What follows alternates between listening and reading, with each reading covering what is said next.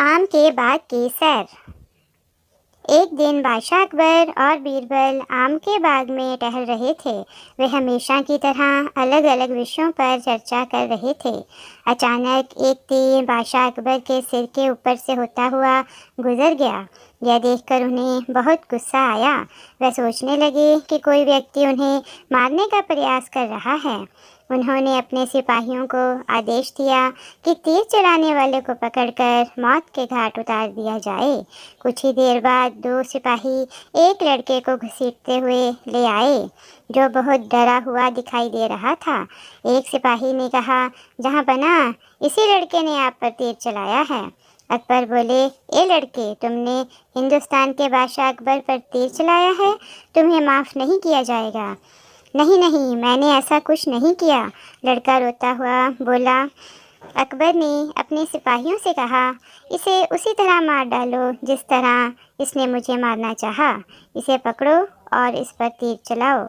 अगर यह नहीं मर पाया तो याद रखना, तुम सबको मौत के घाट उतार दिया जाएगा। बादशाह अकबर आज वाकई बहुत गुस्से में थे। वह लड़का ज़ोर ज़ोर से रोने लगा। उसने कहा, जहाँ पना, मैं आपसे माफ़ी मांगता हूँ। मेरा विश्वास करें कि मैं आपको मारने का प्रयास नहीं कर रहा था। मैं तो आम के बगीचे में आम तोड़ने के लिए तीर चला रहा था। वह तीर गलती से आपकी तरफ चला गया। मेहरबानी करके मुझे छोड़ दें, फिर कभी ऐसी भूल नहीं होगी। अब मैं शाही बाग में कदम तक नहीं रखूँगा। लेकिन बादशाह अकबर कुछ भी सुनने को तैयार नहीं थे। उन्होंने निर्दोष लड़के की फरियाद अनसुनी करके उसे मारने का आदेश दे दिया। बीरबल जानते थे कि इसमें उस लड़के की कोई गलती नहीं है और अकबर उसे मारने का हुक्म सुनाकर उचित नहीं कर रहे हैं। उन्होंने उस लड़के की जान बचाने का निर्णय किया। वे किसी के प्रति अन्याय नहीं सह सकते थे। तभी सिपाहियों ने लड़के को आम के पेड़ से बांध दिया। जब एक सिपाही उस पर तीर चलाने लगा तो बीरबल ने उसे रोक दिया। यह देखकर अकबर को बहुत बुरा लगा। वे बोले, बीरबल, तुम्हारी इतनी मजाल कि तुम मेरे आदेश में व्यवधान डालने का प्रयास करो। इस लड़के ने हिंदुस्तान के बादशाह पर वार किया है, अतः इसे इसका अंजाम भुगतना ही पड़ेगा। बीरबल अपने दोनों हाथ जोड़ते हुए विनम्रतापूर्वक अकबर से बोले, जहाँ पना, आपसे माफ़ी चाहूँगा, परंतु यह तो अन्याय है। आपने कहा कि इसे वैसे ही मारा जाना चाहिए जैसे इसने आपको मारने की कोशिश की थी। ऐसे में सिपाही को आम के पेड़ पर निशाना लगाना चाहिए ताकि वह निशाना चूके और इस लड़के को तीर आकर लगे, तभी तो आपका आदेश पूरा होगा। बीरबल के ये शब्द सुनकर बादशाह अकबर को एहसास हो गया कि वे गुस्से में आकर एक मासूम लड़के की जान लेने जा रहे थे। उन्होंने उस लड़के की जान बख्श दी और उसे आमों के टोकरे के साथ विदा किया। उस दिन शाम को बादशाह अकबर ने बीरबल से अकेले में बात करते हुए धन्यवाद दिया और बोले, बीरबल, तुम उन चापलूसों में से नहीं हो जो मेरी हाँ में हाँ मिलाते हैं। आज तुम्हारी वजह से उस लड़के की जान बच गई, वरना मेरे हाथों एक बेगुनाह का खून हो जाता। यह सुनकर बीरबल मुस्कुराने लगे। अकबर का सपना। बीरबल बहुत स्पष्ट सोच रखने वाले लोगों में से थे। उनके मन में कभी किसी बात के लिए दुविधा या संदेह नहीं पैदा होता था। जब उनके सामने कोई मुश्किल घड़ी आती तो उन्हें उसका हल निकालने में देर नहीं लगती थी। लोग हमेशा यह सोचते कि बीरबल इतनी आसानी से सभी मुश्किलें कैसे हल कर लेते हैं। बादशाह अकबर को बीरबल की इस खूबी से बहुत मदद मिलती थी, क्योंकि वे राज्य की सुरक्षा से जुड़े हर मामले में बीरबल की सलाह लेते थे। एक बार की बात है, बादशाह अकबर ने सोचा कि क्यों ना बीरबल को मूर्ख बनाया जाए। इसके लिए उन्होंने मन ही मन में एक योजना भी बना डाली। उन्होंने निर्णय किया कि वे सारा दिन अपने चेहरे पर एक झूठी मुस्कान बनाए रखेंगे। बीरबल ने जब भी जितनी बार बादशाह को देखा, जहाँ भी देखा, वे मुस्कुराते हुए दिखाई दिए। यह देखकर बीरबल चकरा गए। यह देखकर बीरबल चकरा गए। ऐसी स्थिति में वे सोचने लगे कि बादशाह के चेहरे पर इस मुस्कान का क्या कारण है। पहले उन्होंने अन्य दरबारियों से पूछा कि क्या तुम्हें इस बारे में कुछ मालूम है, लेकिन वे भी इसी विषय में सोच रहे थे। फिर बीरबल ने अकबर के सहायकों से पूछा, परंतु वे भी कुछ नहीं जानते थे।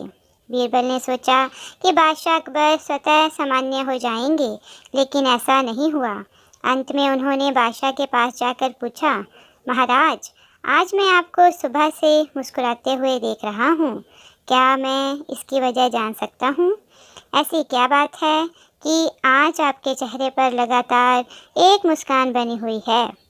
अकबर ने कहा, बीरबल, पिछली रात मैंने एक सपना देखा और वही सपना मेरी इस मुस्कान का कारण है। बीरबल ने पूछा, जहाँपना, आपने क्या सपना देखा? अकबर बोले, बीरबल, मैं तुम्हें बता नहीं सकता कि तुम मेरे दिल के कितने करीब हो। तुम मेरे प्रिय मंत्री होने के साथ साथ मेरे मित्र भी हो, और तुम जानते हो कि तुम मुझे कितने प्रिय हो। बीरबल बोले, महाराज, ये तो मेरे लिए सम्मान की बात है, परंतु मुझे अपने सपने के बारे में भी तो बताइए।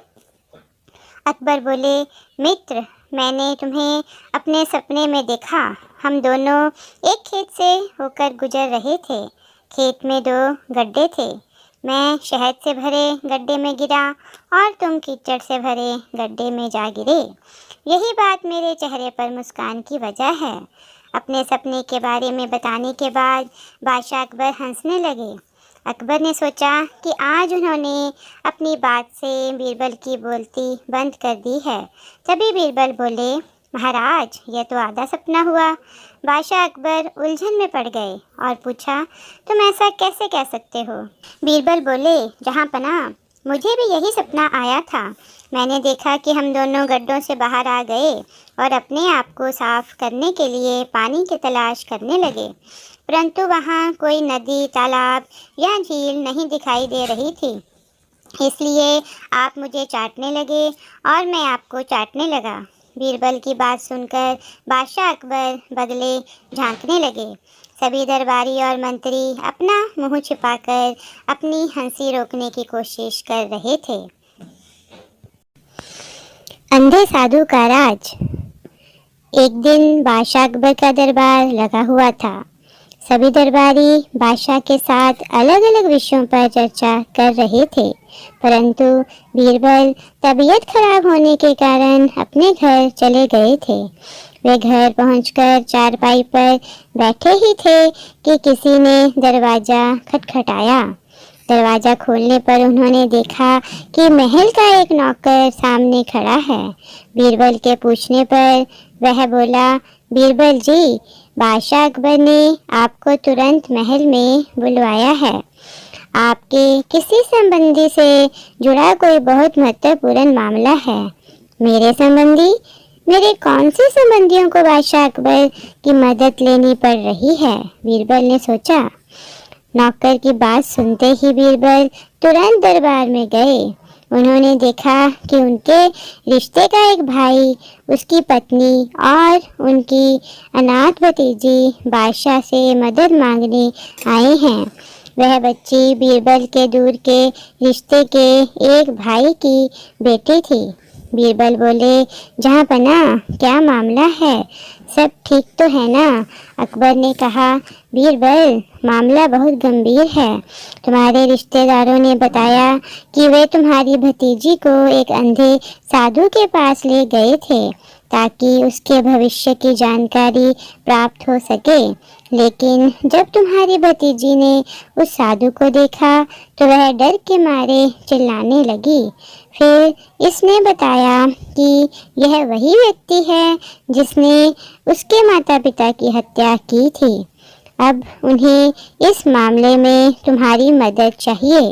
बीरबल ने कहा, जहाँपना, कुछ समय पहले इस बच्चे के माता पिता की किसी ने हत्या कर दी थी और हम अभी तक उस हत्यारे का पता नहीं लगा सके। अगर वह हत्या उस साधु ने की है तो यह जानने के लिए पहले हमें उस साधु को दरबार में बुलाना चाहिए।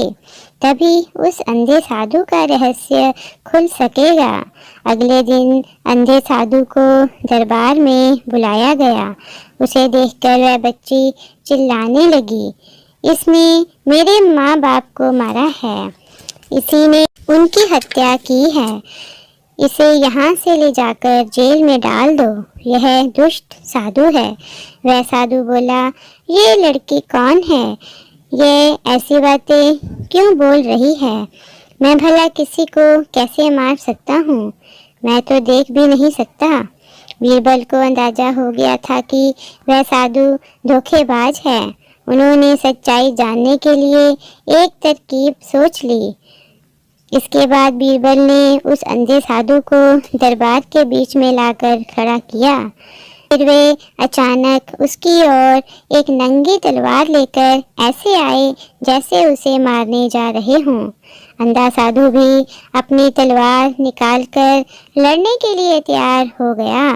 तभी उसे एहसास हुआ कि उसने बहुत बड़ी भूल कर दी है, क्योंकि अब सबको पता चल गया था कि वह अंधा साधु नहीं बल्कि एक धोखेबाज है। बीरबल ने बादशाह अकबर से कहा, जहाँ पना, अगर ये साधु अंधा होता तो इस तरह पेश ना आता। इस साधु ने अपनी तलवार निकालकर अपनी असलियत खुद ही बता दी है। यह एक धोखेबाज साधु है और इसे कड़ी सजा दी जानी चाहिए। बादशाह अकबर ने बीरबल की बात सही मानी और उस नकली साधु को जेल की सलाखों के पीछे डाल दिया। धन्यवाद। दोस्तों, अगर आपको ये कहानी अच्छी लगी हो तो इसे लाइक और शेयर करें, और अगर आप इस चैनल पर नए हैं तो इसे सब्सक्राइब करें और बेल आइकन को प्रेस करें ताकि आपको आने वाली हमारी हर वीडियो की जानकारी मिलती रहे। धन्यवाद।